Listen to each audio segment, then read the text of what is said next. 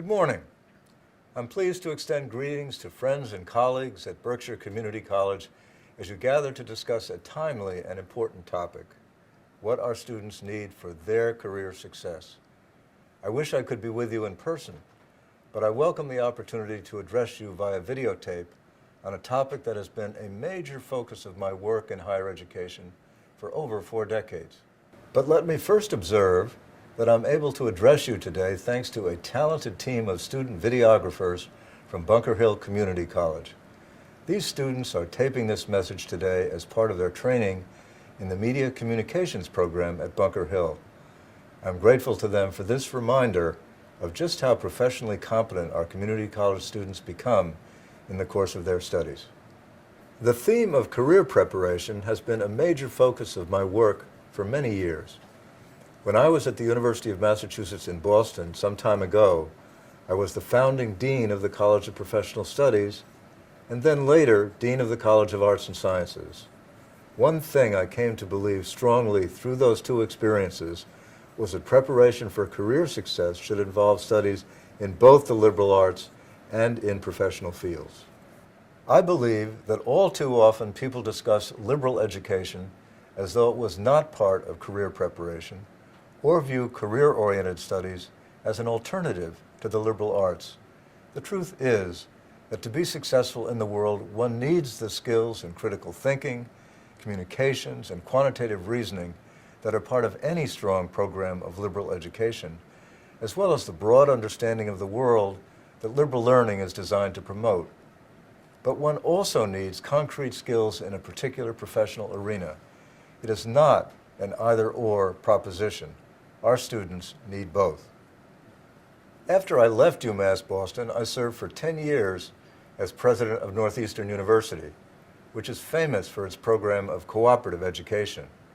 That program puts students to work and jobs all over the United States and internationally as part of their formal program of studies. It is a fantastic preparation for the world of work after college. But at Northeastern, we also believed that liberal learning was an important part of a college education and an essential component of career preparation. I devoted much of my energy to working with the faculty to break down the wall of separation that often characterizes the relationship between these 2 sides of undergraduate studies. I wanted our faculty in professional fields to encourage their students to understand the importance of liberal learning, and I urged our faculty in the liberal arts and sciences to understand and respect the desire of their students to prepare themselves for practical careers. So one theme I would urge you to discuss in the course of the day is how the faculty at Berkshire Community College thinks about the relationship of liberal learning to career preparation, and what steps you are taking to make sure your students experience these 2 aspects of their education as complementary and mutually supportive, not in any way opposed to each other. Of course, liberal learning is not only about career preparation. It also contributes to our development as individuals and as citizens.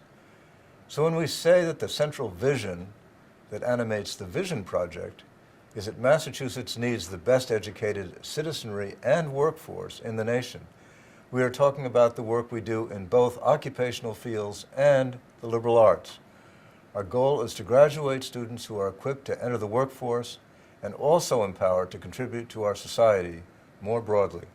An important dimension of our efforts to empower students for careers and for citizenship is our work in learning outcomes assessment. I am very pleased that your campus is among those which has signed up to be a primary campus partner in our work with the Association of American Colleges and Universities on the LEAP project. Through this effort, we will be attempting to build a system-level program of learning outcomes assessment using the LEAP framework for liberal learning as a common basis for describing some of the core intellectual skills we think are critically important for success in both work and in civic life. The point of this entire project is to make sure we are helping our students achieve a high level of competence in these core skills. That is how we will know as educators that we are indeed making sure that Massachusetts has the best educated citizenry and workforce in the nation. I know that some of you have already been deeply involved in our system-wide work on learning outcomes assessment through the AMCOA project. I also know that Peggy Mackey, the assessment expert who has been working with us on AMCOA, has been to your campus and spoken with some of you about your work in this arena. We have, I think, done wonderful collaborative work over the past year with each other about how we can have the strongest possible programs of learning outcomes assessment on every one of our campuses. The new LEAP project will allow us to take this work to a new level, a level that I hope will allow us to compare the quality of learning going on in our community colleges, our state universities, and the University of Massachusetts with that going on in peer institutions in other states. Until we are able to make such comparisons, we will never really know how well we are equipping our students to be competitive in the world of work they will enter when they leave us.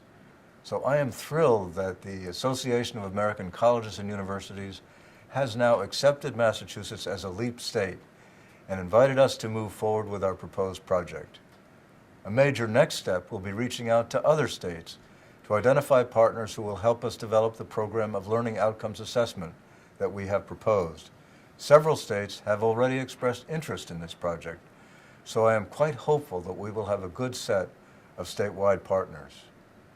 The truth is that Massachusetts is pointing the way nationally on learning outcomes assessment at the system level.